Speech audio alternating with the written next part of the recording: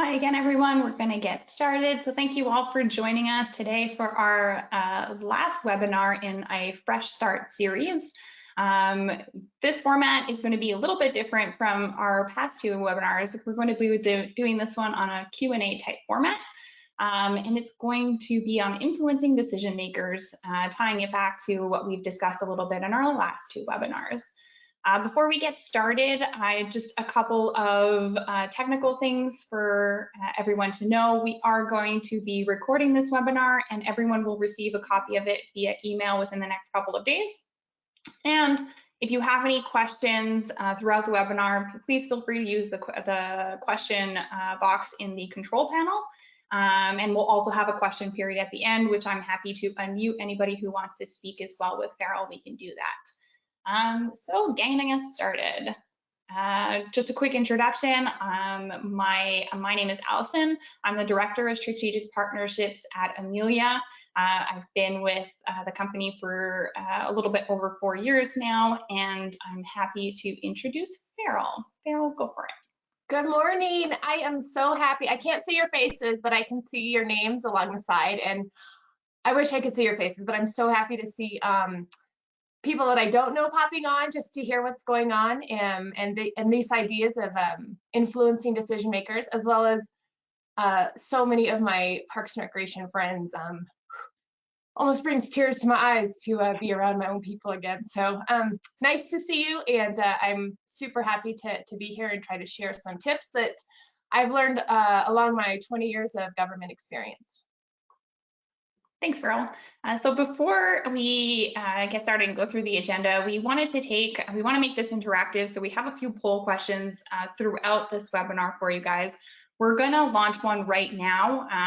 So first one is just for us to get a read on who's joining us today. So first one is going to go out, and it is, what is your role at your Park and Rec agency? So I'm launching it now. Awesome. I see some answers coming in. And if you're on here and you're not one of these, just pick your favorite one. So it seems like we have quite a few directors, division managers on the call, some recreation staff, and then a few as well in terms of finance operations, and then just a couple park staff. I'll give it a couple more seconds because I still see some responses coming in.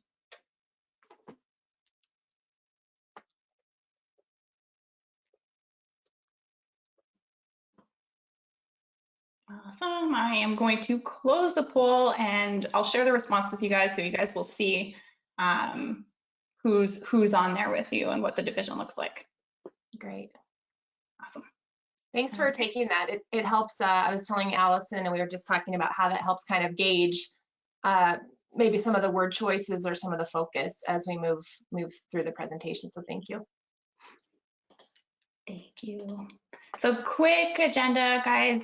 We're going to start with just some background for Farrell to explain a little bit about the work she's done with the Town of Erie. We're going to dive into cost recovery, where we're going to touch base on a little bit. For those of you who joined in webinar 2, there'll definitely be some correlation there. And then we're going to talk a little bit about leadership and influencing decision makers. And then wrapping it up, you guys will have a chance to ask Farrell any questions that you want to ask that have come to mind throughout the presentation. Of course, feel free to write them in. You don't have to wait until the very end. If you think of anything along the way, feel free to type it into the question box. Maybe we'll get to it during the question time, or we'll just maybe be able to fit it in throughout the presentation as well. Quick context, as I mentioned, I'm the Director of Strategic Partnerships at Amelia, which is also Smart Rec. For those of you who don't know, we're a recreation management software. We really focus on bringing communities the type of recreation software they're looking for, so making it as easy and simple as possible for the end user to see and be able to interact with you guys, as well as being able to give all the tools and technology for the recreation staff to be able to communicate and engage with their communities. So again, I know, I don't know if you guys missed it in the introduction, but Farrell's been with the Town of Erie for 6 years now. I'm sure, Farrell, you've seen a lot of things happen in 6 years. So can you tell us a little bit about the city you're representing today, and maybe how it's evolved a little bit? Sure. So a little bit about the town of Erie. We're located in Colorado, not to be misconstrued with Pennsylvania, Erie. We have about 30,000 people, and we've doubled in that residency in the last 10 years. So we have anywhere from 500 to 600 new homes and people moving in literally every day. I say sometimes it's like Groundhog's Day in Erie. As far as a town, we're about an $80 million budget, about 200 full-time employees. Specific to the Parks and Recreation Department, they have about an $8.5 million budget for parks, recreation, open space, all of their amenities, and around 34 full-time employees. And just, you know, the thing about Erie is we're likely double again in the next 10, 15 years. So the pace in Erie of what we're trying to accomplish is incredibly, insanely awesome. And basically it's just a love and a development of parks and recreation, open space. We're very fortunate that our residents are very participatory. They like what our department offers. They like what the town is doing. So we've been able to make a lot of really great improvements and have a lot of successes with the Parks and Recreation Department because we have such a great community base. Real quickly, I'll just tell you, my current role is as the Deputy Town Administrator, so I still oversee Parks and Recreation, but I have a few other departments as well. My background is 20 years of municipal Parks and Recreation experience. I started as a therapeutic recreation coordinator and then was brought on to be the director in the Town of Erie in 2014. So excited to share some of our successes and the platform and hopefully give you some tips today. Thanks, Farrell. It certainly sounds like you guys have a community that really trusts you guys, which is amazing, especially in this current climate. Absolutely. Taking a little bit of a step back, again, referring back to our second webinar, where we were with Jamie Zabak from 110% with the title Dollars and Cents of Parks and Recreation, where Jamie really focused on the importance of financial sustainability within your agency, especially, you know, of course, with everything that's happening now with the pandemic, but I think that's, as well as Jamie touched on, just always important. And some of the things she touched on and main focuses and takeaways were just to pay attention to what was going on, focus on what can have the biggest impact within your agency and how to optimize those resources. So as we're going into this next section here, Farrell's going to be able to tie back some of these takeaways that Jamie gave us and how she's implemented it within the town of Erie. Sure. So Farrell, for you, how did you get into one, cost recovery, and how has it evolved over time for you? Sure. So it's no surprise that parks and recreation departments and districts all have various philosophies regarding cost recovery and trying to determine how to price things, from asking their neighbors, looking in brochures, to just seeing registration numbers. What I did when I was a recreation coordinator is I really started just, you know, back to one of Jamie's points of paying attention.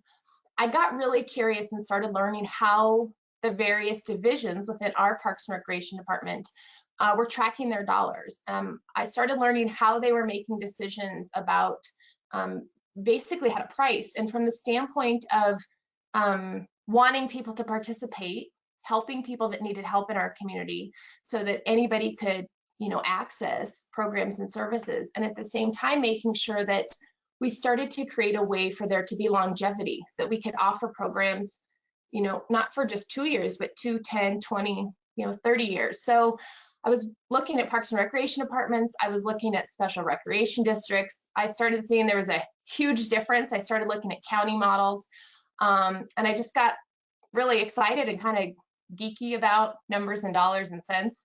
I started following some professional peers that were having conversations. They were really bold, you know, in the 90s and even 2000 and even today, on identifying true costs of doing business. I started going to their classes, and I just started implementing small ideas here and there and making small adjustments. You know, I'll say I've worked in 4 different municipalities. Some of them were not really interested in cost recovery goals, subsidy, and some of them really were. So I was able to kind of balance what I tried where, depending on the climate that I was in. I will say, as I started supervising staff as a supervisor and a recreation manager and a director, the more that I could explain to staff why they were doing what they were doing and the importance of the longevity, the results just started being really awesome and people started feeling really empowered. So I wanted to ask this poll question because I think it just sets the stage when we say cost recovery, or when I say subsidy, or when we say model and continuum. I just wanted to put this into a real basic kind of lighthearted thought for you to think about really quickly. All right, I'm going to go ahead and launch the second question on the poll.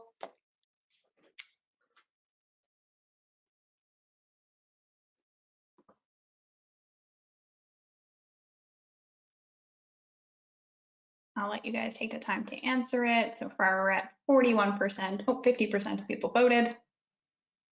And this is really interesting. I know that you guys don't see how the responses are coming in, but so far it's very evenly split, which is quite surprising.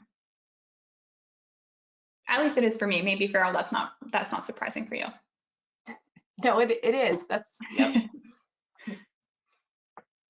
We're at 81% voted. I will give it a couple more seconds and then I'm just going to share the response with you guys. All right, I'm closing it off. And oh my gosh, that's so cool.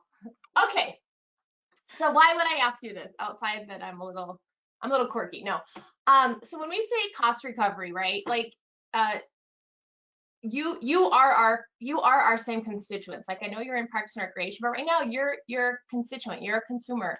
If you go to a restaurant, you order steak and it's $25 and you don't think about it, that's great. You're like half of the residents, right? You're like half of your residents that sign up for youth baseball and it's $50 and they pay $50, right? And then there's this other half of the residents that are like, well, why is it $50? How did you get to that number, right? And so those of you that said, you know, you do think about it, you start to see that, you know, it's probably $25 because the steak is, I don't know, $8. And then you have servers that are a few dollars. And then you have a building that they have to take care of and utilities, right? And you start to build this whole base for how much do they need to charge to recover their costs so that they can keep that business and that restaurant open. So that's why I ask that. It's a simple cost recovery in Parks and Recreation is as simple as that. And you can take it many different ways. It's really fun and really fascinating to decide, do I want to think about that or do I just want to eat my steak? So that's why I wanted to throw in something a little easy today. You might think about it tomorrow when you order your meal. I think I will. I love how you related it back to the residents though, because I'm sure that's completely true, and that split, that there's some people who really do think about it and other people who are like, well, it's $50, that's what I want, I'm just going to go for it and I don't really care what goes into it. Absolutely. So very interesting. So it's not that surprising actually then as an answer to have that 50-50. Another question for you, Farrell. So with the evolution, I know, as you mentioned in the beginning, Erie did see a lot of change and a lot of growth within the last several years. But in everything with the pandemic, can you explain how your policy and cost recovery model helped your organization navigate through this last year and this pandemic a little bit? Yeah, so I'll just say, I'm going to show you our cost recovery model in just a second, but what I want to tell you is what it's done for our staff during this time. By having a model, by having a philosophy and a framework, they've been able to stay on track and stay the course of what we need them to pay attention to, right? They're trying to pay attention to how far apart to put spin bikes, and they're trying to pay attention to how do little boys and girls get to still play volleyball, but it all has to be outdoors, and they're trying to pay attention to, right? So they're able to do what they need to do, and we're able to, you know, the division managers and the director level, we're able to look at those costs and we're able to say, hey, if we shut down for for 3 months and cancel these 200 programs. Here's what that does from a revenue standpoint, and here's what that does from an expense standpoint. We're able to say, hey, we can keep all of our staff on. We're very fortunate. We haven't furloughed anybody during this time since March. Here's what that expense is. Here's how we can make adjustments. So, you know, in 2016, when I started cost recovery in Erie and I did this model, I had no idea that I would need it today. And I'm extremely thankful because it's allowed, like I said, the program staff and our frontline staff to spend time and attention on the customers and care and each other. And it's allowed the administrative side to get numbers right and take away some of those distractions. Let me show our cost recovery model really quick, if that's okay, because I think that helps explain what it is. And in 2016, so I had kind of been watching this whole cost recovery thing. I know in the 80s, we priced things like, oh, if you're an aquatics, you should be at this %, and here's how you come up with that, right? Like we did what we could from the textbooks and from NRPA trainings and things like that. Well, I started following Jamie Sabak with 110% for about 10 years and watched her create models, and I went to her classes, and then I started attending, you know, trainings with groups like called Agents of Change and think tanks, and just to start gathering information. And in 2016, as the director, I finally had the opportunity to create my own cost recovery model. And what this model does, I'll real briefly explain it, but right now in the industry, parks and recreation professionals, we often group programs, right, and activities by kind of the staff. So aquatics, those are all grouped together, and sports, those are all grouped together, right? And older adults, those are all grouped together. And what this type of a model does is it decreases any of the social values, and it decreases the unintended result of picking a price that's arbitrary. So what you do in this type of a model is you start to break your areas into service categories. And it's like, you know, aquatics might live in 4 or 5 of these service categories. It might live in private swim lessons. It might live in rentals for birthday parties, right, in your pool. And it might live in a, let's see, a community event or a special event of an underwater Easter egg hunt. So you start to break things down by service category. What that allows you to do is start to intentionally place your allocated dollars to what your community values. And so at the Town of Erie, let's just take non-monitored access for an example. It's at the bottom of the continuum. And what that does is that means that like anybody can participate in that. So non-monitored access could be coming to our parks, playing on our outdoor playgrounds, shooting hoops at the outdoor courts, things like that. And what it did is it allowed us to say, these things are huge priorities for our community. We don't expect to recover our costs. We expect to subsidize it. And in working through this model over the last, like I said, 4 years, it's allowed staff to make great recommendations. It's allowed them to be accurate with decisions. This is a fluid model, so we're actually, the department is going to do an update this year, which will be interesting because I just don't believe we're ever going back to how we were pre-COVID, and we shouldn't. I think we were doing some things really great, but frankly, I've seen way more creativity when I read some of the NRPA posts and some of the Facebook groups. Way more creativity, way more desire to reconnect with the community, and people loving the programs and services that I believe are now essential, which you can tell from this. So it continually changes. It's really fluid, and you know, one of the benefits of this and why I wanted to do it is I really wanted to make sure that in Erie, being a newer community, we could take care of our amenities and our facilities long term. I'm not really interested in the 2 to 3 to 5 year.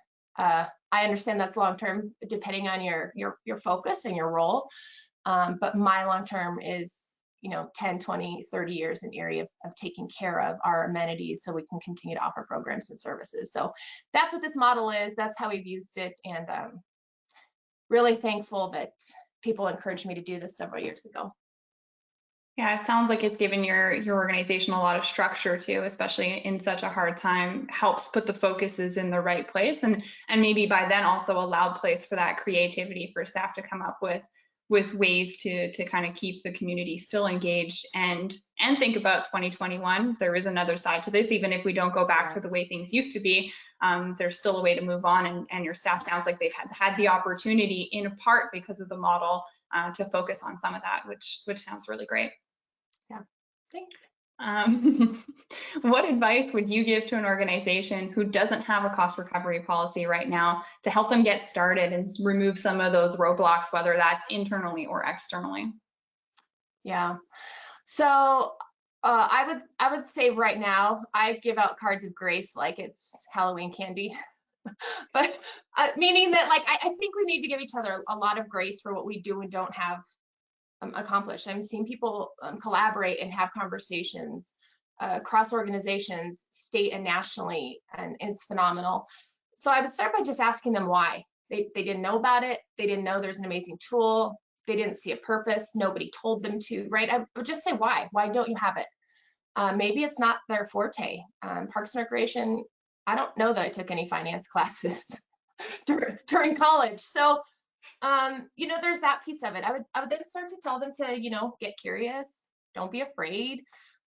Think about the knowledge that you could have, what it could do for your staff, your residents, your elected body.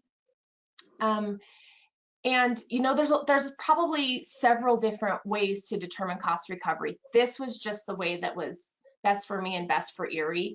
I like having all my dollars and cents lined out and then make decisions. That's what this did for us. But see what's best for your organization. Start where you can. Prior to being able to make my own model as a director, I just knew that some programs were off. Maybe the wait list was like 3 times the registration, or maybe we were having the same conversation with our city council members. So I just started. I picked a program here and there. I did a lot of research, but having this model allowed us to lay out basically our future and allow us to make a lot of decisions. Right now, it's helped us because we're able to change on a dime if we need to. I mean, with COVID, we're making decisions, I don't know, every 2 weeks, every 30 days. It seems to be something different. And I guess I would just leave them with, think about your legacy and your commitment that you've made to your community to take care of it for the long haul, and really focus on the impact that some type of long-term financial system will have on your residents, your constituents. Thanks, Farrell. I have a question here. Kids sent in a question, and because it definitely relates to what we're talking to right now, I'm not going to wait until the end, and I'm going to ask it right now. They want to know, how has the model changed since you first started with it, or has it changed at all? Sure. So we haven't changed this model. We'll be changing it this year. But what has changed is we've been able to, let me take a couple of examples of how we've been able to implement it. So let's say that we wanted to start making sure that we weren't subsidizing. One thing we weren't interested in doing was subsidizing out-of-state sports tournaments that come in, use our facilities. They rent it for a week, right? And then they leave. And what we didn't want to do is spend our residents' tax dollars and our subsidy dollars on those out-of-state, highly competitive sports tournaments. So what we were able to do is we were able to adjust that price and that fee, so our taxpayers aren't supporting them coming to our community.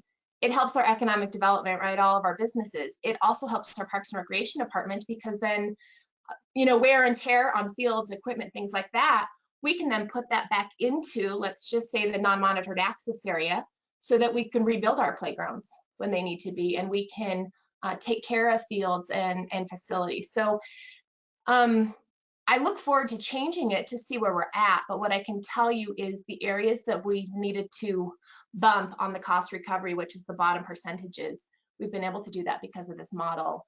So thanks for that question. That's a really wonderful example.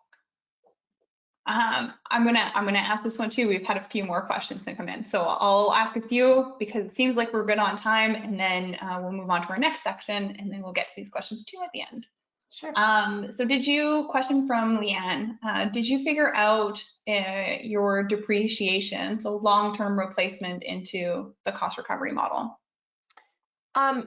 We have yes and no. So depreciation, I think, is critically important because, you know, we would, you have to do that to be able to take care of your things, right? And you have to have dollars to take care of those things. So we did a depreciation study, and then what we were able to do is figure out what do we need long-term to take care of what we're doing? What do we need long-term to build what we're going to build? I'm really reluctant to build new shiny things if I can't with a straight face tell my community, oh, and I have a plan to take care of that for 30 years, right? So the depreciation, I think, is extremely important. Capital improvement, knowing what you need.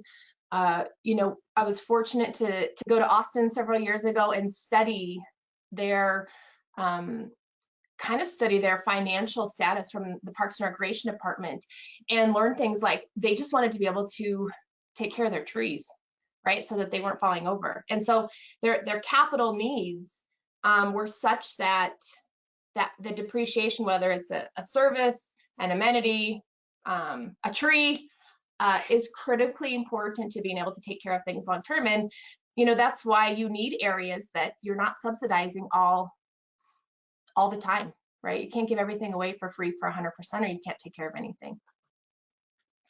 Very true.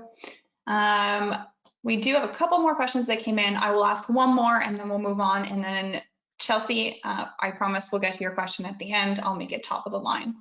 So for Jennifer has a question here. It seems like most of your cost recovery is below 100%. Do you have a dedicated funding stream for recreation? And if so, how much of the recreation budget is supported by these non-fee sources? Sure. So a lot of ours is below 100%. At the same time, what I don't think is captured on here is the amount of like rentals, resale, things like that. So the dollars aren't evenly distributed, right, across the whole continuum. We do have about 5 funding sources at the Town of Erie, general fund being the largest, but I think that's where it would be different from potentially like a special recreation district or a county in studying those. Their models look really different. I've started to watch 8 to 10 to 15 different models now because I'm just interested in as we update ours. And so the models and the percentages are very different. Some of them aren't even about cost recovery. Some of them are only about where subsidy dollars will go, and they have caps on that. So, you know, I would also say for Erie, we still need, you know, if we're going to double in size, we have really high level of land dedications from developers and park dedication and open space and trail dedication. So if there's something that keeps me up at night, it's taking care of that. 10 years from now, like it hasn't even happened yet, but I know it's coming. So we are going to need help from this source, our other 5 funding sources, and some type of permanent long-term funding solution that we're finalizing the study right now, I guess, into Q1 of 2021, because we will be asking for help to take care of our amenities as well. Thanks for that question. Yeah, super good questions. There's, again, more questions coming in. I will get to them, I promise. Chelsea, Dan, we're going to get to them. Farrell, we had another poll. Do you want me to launch it? Or do you want to? No, let's not launch that one. It was about, again, it was just more about cost recovery, but I think the questions that people have asked have actually allowed for people to me to know like we're thinking on the same track. So it was just more if people really didn't understand it yet. Let me just look at my notes really quick to see if there was anything in there specifically. I think I've even used my response for that poll question. It was about volleyball class. To help in people's questions. They're way better than my poll questions. So it's like I tagged you guys. No, I'm just kidding. Who needs polls? So moving in, so Farrell discussed a couple things of obviously in the growth of the city of Erie in everything that related to COVID and just, taking part and going down this road of implementing a cost recovery policy. There is some influence you have to do, whether that's with the people above you, like the board, or just the staff and getting the staff on board. There's some leadership and influencing that kind of needs to go into it. So Farrell, first question for you. Did you face any adversity and opposition from your city council when you started your cost recovery work? Not in a negative sense, but definitely in the sense of like, why are you doing this? What's the purpose? So definitely, we have a really educated board of trustees that's really dialed in with our community, and that's been as long as I've lived in Erie for like 14 years. So, it was a lot about education and bringing them along from the beginning on why would we want to do this? What is important? And I think that since we did that, it helped really create trust. Like they were asking questions and we were answering them, or we were going and finding the answer. And at times we would even say like, hey, let's pull a focus group. Like we don't have a Parks and Recreation Advisory Board in Erie. We have other advisory boards, but I was happy to not have one in this setting because I could pull these 10 residents that have this interest, and then I could pull these 10 residents and these 5 business owners. So, once our council saw that we wanted like real answers from real people, they started listening and learning. And I'll say so much so that one of the big picture ideas that I had was at the time we had 13 pages of codified fees and hours and structure in our code, in our municipal code, which other places that would be like your city charter, right? And so we were able to actually adopt this model and a 2-sentence philosophy and remove 13 pages of codified fees. That allowed us a ton of flexibility, and we do regular reports so people know what we've done with their dollars and they can see how we've spent it and taken care of things in their community. Building trust with your council, with your community. It's as important as building trust with your staff. I mean, that's why we have jobs, because we have people that want to live in our communities. So include them along the way. Let them ask hard questions and give them great answers, and then really stay true to your word on what you're doing and why, and be willing to make adjustments along the way. We have new city council, new board members every 2 years. So, staying present with what they think is important right now is really important. Thanks. We have another poll for this section here. Farrell, what do you think about it? Let's ask this one because I think it's fun. Okay. I just want to see the answers. All right, this one is, have you ever been asked, the mayor received an email and the residents would like us to open the community center at 5 instead of 6? All right. So we're going to have 2 choices of questions. Yes, we get resident requests all the time. Nope, but I wish residents would give us their opinions. I'm launching it.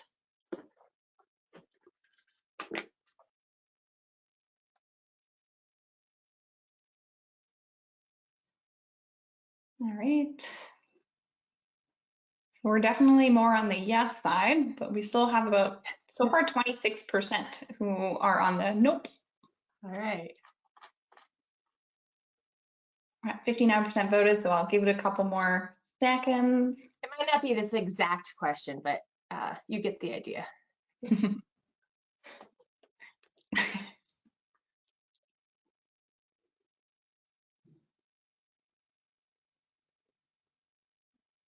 All right, I am going to close off and I'll share the responses with everyone. So 78 to 22. Okay. So why would I ask this question outside of being a little bit silly, I guess, not sarcastic, but silly. So we have a really engaged community, and I think in this day and age, that is going to increase. It's going to continue. It's going to increase. through COVID. I don't know about your communities, but in ours, people are now reading like everything and looking at everything and asking questions about everything. It's a blessed curse a little bit maybe, but I think just really being aware of the questions that you're getting and the answers, and by us having something like a cost recovery model, and beyond that, we have a tool and a system that can tell us the dollars and cents. When we get questions like this, what's the impact? We're able to give a really accurate answer in a very short period of time. We're also able to make a recommendation on behalf of staff. And then that allows the council or the board to make a really informed decision. And I think in Parks and Recreation, we don't always do data awesome. We don't always, if I see a department that does data awesome, our police department, I mean, they do data awesome. They know how many calls, who got tickets, where they serviced, right? Like where their cars were. So Parks and Recreation, this is a way for us to take data and use it and make it really important. So that's why I asked that question. And we get all kinds of resident requests, and it empowers our staff to be able to answer. They don't have to say things like, it's not in the budget, or I'm not at a high enough level to make those decisions, or things like that. Like they are. If you work at our front desk and you can make the decision and give accurate responses to residents, we want you to do that all the way up to if you're the director. So that's why I ask that. If you have engaged residents, good for you. They love you and they value you, even the squeaky ones. And if you don't, then I hope you find ways to get people to speak up when you need them to. So thank you for participating. I can see too that like when you're talking about engagement, and that's engagement with city council, sure, engagement with the community and making sure that they know what they want, and gathering that data and making sure you know it and empowering people to make those decisions, kind of leads me to my second question. And I feel based on all those answers, I already know the answer to it, but any tips you would like to share to get buy-in from your team on those larger projects? Yeah, it's really interesting when you announce like a change, or we're going to try something, and I'm notorious for being like, hey, we're going to try this thing, and some people just like hold their breath, and other people are like, yes. So I wanted to show this change model idea slide, and I think it was like 15 or 16 years ago when I realized like bringing people through change, there was a thing. It was a real thing. People had already studied it, they had perfected it. I didn't realize everybody didn't love change. I didn't realize everybody doesn't just like jump in and push forward. But I got this change model in a seminar, literally almost like, now I feel old, but like 16, 17 years ago. And basically what it taught me was, that people start in different places, right? When you announce something like this, whether it's a cost recovery model, some people are avoiding, they're like, oh my gosh, she wants to get rid of me. Like, right, that's a huge extreme. And other people are like, yeah, I want to build more playgrounds. And so, I think as the leader, what this did for me, no matter what my scope was, right? If I was a recreation manager or the director, or now as the deputy, it helped me realize what I needed to do to bring people with me. If people are in avoidance, then it's my job to communicate more often, more effectively, right? If they're in exploration, then I'm facilitating that they've got one foot in and I'm bringing them along. And when they get to commitment, I'm celebrating with them. I'm so excited when the light bulb goes off and then they want to take something forward and try something new. So, I think it's really important to remember that it doesn't matter what the change is. Again, if you're at the front desk scanning people in to come work out, and the changes now people have to have hand sanitizer and be wearing a mask, right? And they have to stand 6 feet apart, and they had to pre-register. That's a lot different than even 8-9 months ago, when it didn't matter how many people were in our building or where they were working out. The other thing I'll say is, if I didn't realize that influence and influencing people, I didn't realize that was a thing until like 7 or 8 years ago. I know, like I just kind of did it. I didn't know I was doing it, but this book, like I told Allison, I needed one prop today on Parks and Recreation. This book, Influencer, was given to me at a training called an Altruism Institute, and it helped me, again, it helped me have a light bulb on what I was trying to influence. Like, what is the purpose of what I was trying to do? How to include people, how to use this change model. I often say now, when people just stay kind of in avoidance, I don't get like mad or anything, but what I do say is, okay, let's just try it for 6 months. Try my idea for 6 months. If you think it's terrible, let's reevaluate it. And I think that's pretty honest, and we should all be doing that, no matter, you know, what the change is. Let's keep evaluating and keep making it better. I happened to be on a call with a lady that got a Nobel Peace Prize for helping abolish nuclear weapons in Geneva. I don't know how I was on that call, but I was on that call last week with all these executive women. And, you know, she said, when you're ready to make a huge change for huge impact, you can't wait till it's all lined up. You can't wait till you have A to Z. You'll never start, right? So if you're on, you know, A to R or B to Q, like, you have to start, and then you keep evaluating it and keep making it better. And I think that's how you influence, right? That's how you move things forward, and that's how we take care of our communities. So this transition curve seems really simple, and you know, it's just been one of those things that I've used for the last 16 years to help implement. Yeah, I'm sure it's not always easy to know where they lie within the transition curve. It's probably one of the big challenges in that one. Absolutely. But it sounds, you know, I think transparency, engagement, and being open to, for you too, I guess, as a leader, to change, right? Like, we know that as a leader, some ideas are great, but some ideas are not so great, and those need to be adapted as well, and can be helped by feedback from staff. Yeah, that's funny. I do often say, like, I have a lot of ideas, not all of them are great. So I clarify that when I, you know, come in on Monday mornings with a whole list of things I want to try. Any pieces of advice that you would share on how to move some of those larger projects forward? Yeah, I would just say, you know, optimize your resources, figure out who you need, what you need, and where, and kind of create that coalition, right, before you need it. So knowing your audience and creating credibility with them. We started, you know, I got really close in the learning and the philosophy of the structure with our finance director here in Erie.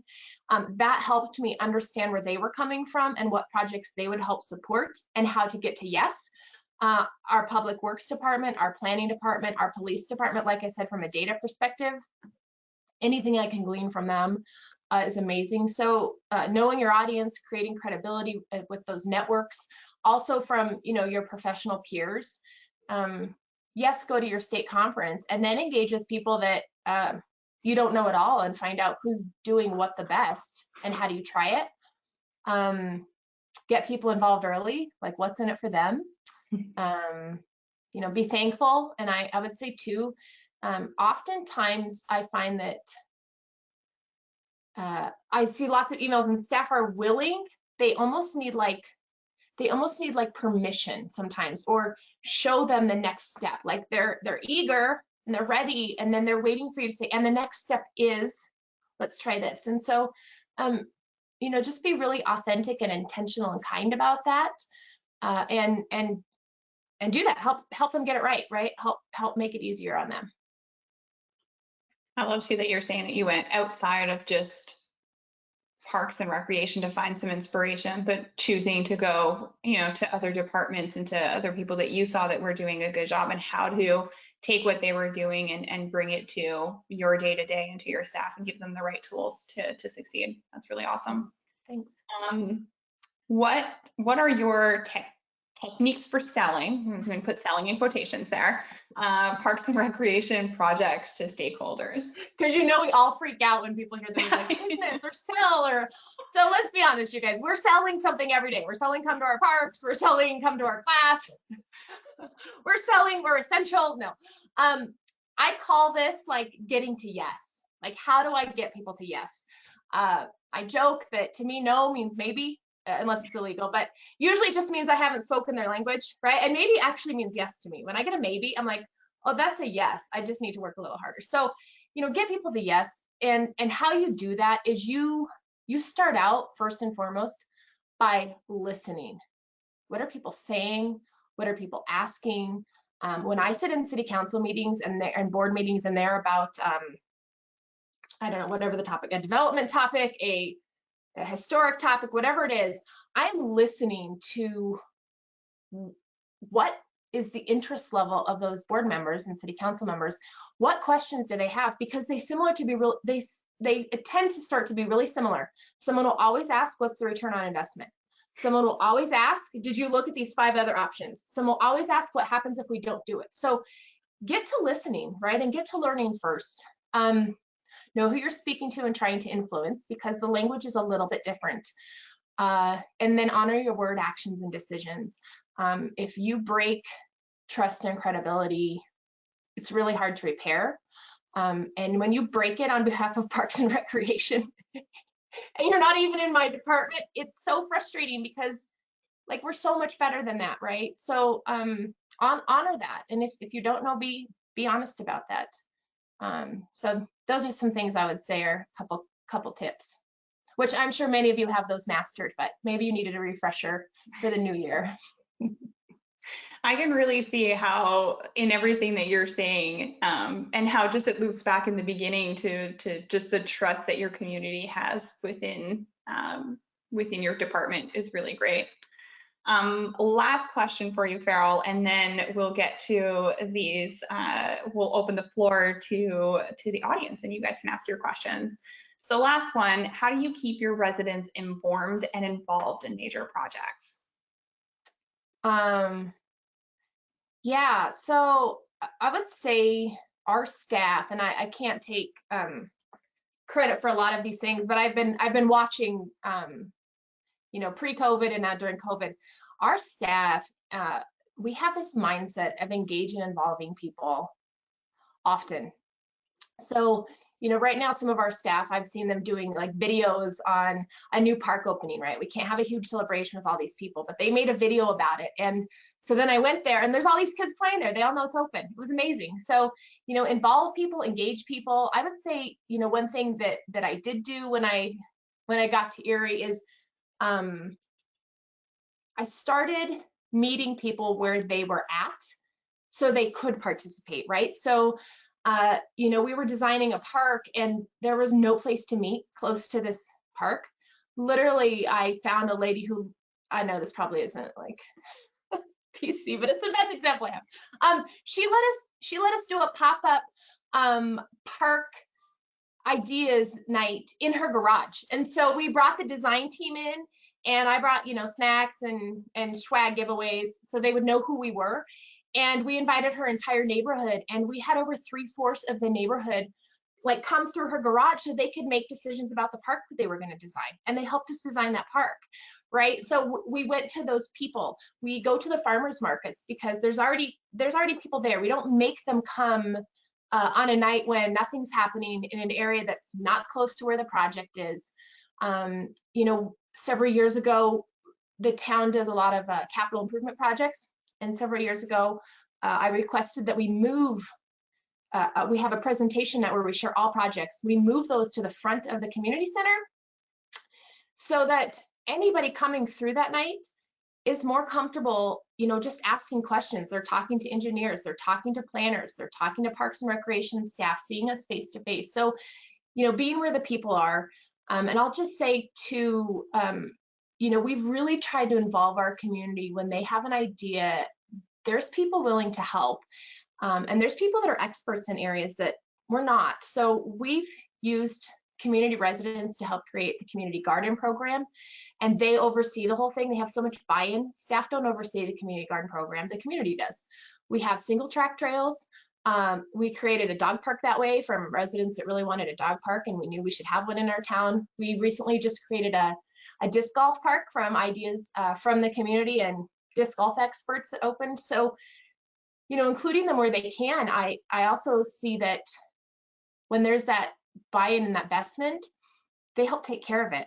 right? And that you just can't put a price tag on other people helping you maintain your facility. So I would say, do those things. I think they work. They're not always quickest. They're not always easiest. I don't know. And I guess like keep going, keep learning. I know that a lot of Parks and Recreation people are exhausted right now. I get it. I see it. I'm with you, but we have jobs because we have residents, and from what I'm seeing, they are loving what you all offer your communities. So thank you for your continued hard work in those areas, and thanks for being on today. Just in that you're still like going, right? You're still chugging along and trying.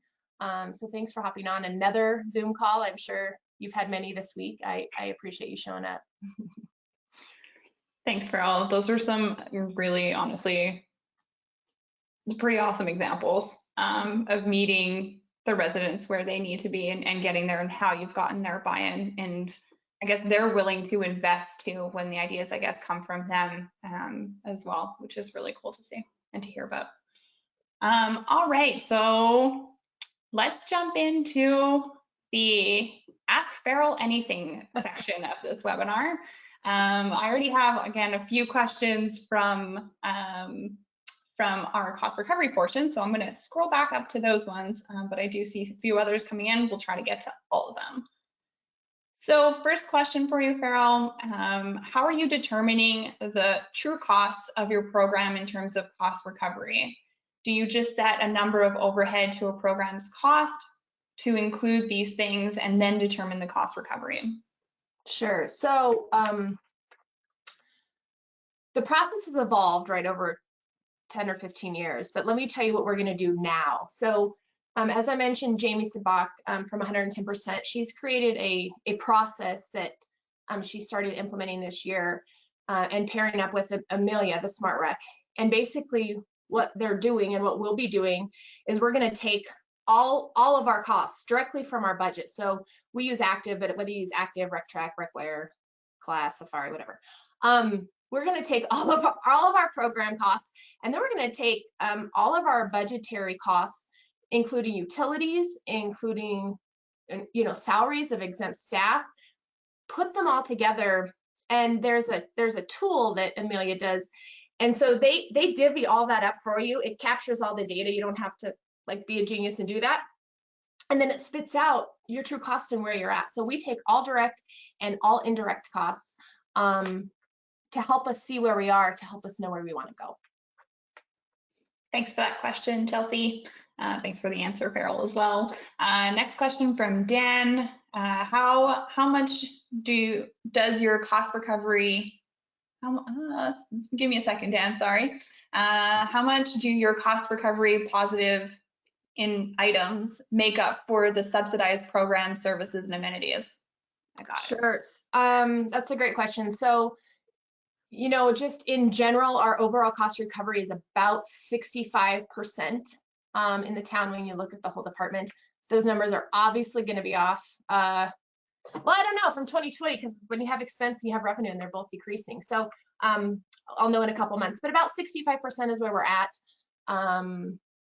And as we evaluate now, we'll see if we need to move the dial. We know we'll be building things like another sport field house. We know we're building another 12-acre park next year. So we want to be ready to be able to take care of those amenities in the future. Thanks, Farrell. I have a question from Paul here, who mentioned, by the way, in the beginning that he was smiling back. Or you were smiling. Question for the final segment of the webinar. How do you message leaders about the value and priority of public recreation versus private rec fitness business offerings with so many demands on limited city budget? It's a two-part question, so part one. And how do you differentiate public rec from similar nonprofits, YMCAs, et cetera, and private businesses when pitching capital and operating funds from city leaders? Sure. So let me see if I get all that, but a couple things that come to mind. One, I think that in Parks and Recreation and in municipal Parks and Recreation, you need to do what you do best. right? And you shouldn't be trying to do everything. So for example, we partner with, so we have a local competitive dance company in Erie, and we want them to stay in business, right? That's good for Erie. That's good for our dancers. So Erie offers the entry-level classes and programs. And then if they really want more, we tell them, go ahead and go to that business. We don't have the space and the resources to offer 100 dance classes. We have the space and resources to offer 5. So I think, not trying to do it all yourself and thinking that you're the only game in town is a step. I know that's not always popular. I see a lot of people fighting about like libraries providing programs versus community centers. I think there's enough space for all of us. Everybody needs play. As far as I guess events are another one. Like we were doing some special events, races. I'll just use the race example. We're not in the business of doing great races. We were subsidizing one race over $25,000 for 100 people to participate. We chose that wasn't the best use of our time and our resources and those dollars. So we hired a company that does races, and we sold them our race. We now get a profit from it, and we're not subsidizing it, right? That money goes somewhere else. So I would say, taking a look at what you're best at is a great start. And how do you keep other businesses in business? I think is great. I understand the competition side, and I also understand the resource side. So specific to sharing and marketing and communications, we started to do the best job we can in Erie. We only have one marketing communications person for the entire town. So we've had Parks and Recreation people step up and try to tell our story. We outsourced a group for a while to teach us how to start sharing our story virtually. So whether that was like, hey, here's a trail, we did like all of our trail maps. That's something we can share, people can go experience, and there's not a lot of resource. So I think regularly I see people sharing like, here's a new trail, like go check it out. Or sometimes when we're designing something, it's like, here's a new loop that you can take and ride your bike and park at the bike thing and go get ice cream. So that ED side of it. So we're trying to connect the story better so people understand it. And we're trying to connect I think we did like a playground, like park hopping. I know some people might do beverage hopping. We did a park hopping video and stuff. And so that got a lot of people to just go outside and play and participate. And it's really easy from a telling your story to the community standpoint. Very cool. A few more questions here. I'll try to get to everyone. From Dan, how often do you subsidize your programs or experiences at a higher rate than the cost recovery chart suggests? Sure. So not all of our programs are in those like percentages that you saw in that model. And that's with intention. We didn't want to be like, oh, here we are. So here's where we are currently, and here's where we want to be. So we should be there tomorrow. We intentionally have said, hey, here's the things we should pick first. Here's the things that impact our residents the most positive and impact, people coming from out of state. They won't know the difference. I mean, right, at those higher level sports tournament, I'm gonna use that example again. So at times, the idea of the model is to get there over 1 to 2 to 3 to 5 years, depending on its priority. At times, it's also that as we have new programs coming in, we put it in the model where it goes. So it's a real easy way for us to teach new staff, new coordinators, new supervisors, how to start on the right foot. It also helps us make decisions like, swim lessons. I think they're like $300 for a swim lesson. We're never going to charge $300 for a swim lesson. That's not the intention. The intention is to be able to say, it's a really expensive amenity and it's critically important to our community, so we should always subsidize it, right? So the tone and the answer matches the intention of the project. It's not that we're trying to get everything to 100%, because that's not the expectation in Erie. It could be in your community or other communities for sure. That's awesome. Last question. I know we're right at 2 o'clock. Last question from Erin. Erin, you I'll be also raise your hand. I'll ask your question out. If you still want me to unmute you and have the floor, please let me know. I would be more than welcome to do that. But Erin asked, who is Jamie Sabak with 110%? You mentioned you did a lot of research. Do you have any books, et cetera, you could recommend to continue to learn about cost recovery and how to create a model? So yes, here's what I'll say. Allison, I'm guessing you know who's on this call. Actually, you know what? We're going to do a survey at the very end of this. So who just said Aaron asked that question? Aaron too. I've just put up on the page Farrell and myself's contact. Yeah, so if you contact me, Aaron, I will send you anything, honestly. So just shoot me an email. The other thing that's going to happen, this presentation will go out, so you'll have these contacts. We're also going to do a survey real quick. I just wanted to gauge, like, if this was helpful and useful, what you need, like how do you potentially look into something. So in that survey, if you completed anything you write, I will make sure and answer and provide you with any resources I have. So please complete that real quick survey at the end of this, and we'll get that back to you. Thank you everyone for joining us. Again, that's our contact information. Within we are also going to be having a newsletter go out with the 2021 with the year ending. So you guys will be able to sign up for our newsletter if ever you're interested. It'll really be about a little more like content like we did today and our last two webinars. Farrell, just so you know, you've got a lot of thank yous too that came through on the questions. So thank you again. It was great. Thank you, everyone. To see your faces. No, I'm just kidding. Everybody enjoy the rest of your day and happy holidays, I guess, at this point too. Thank you, Allison. Thanks, Amelia, for hosting this too. It was super fun. Thank you. Bye. Have a great day.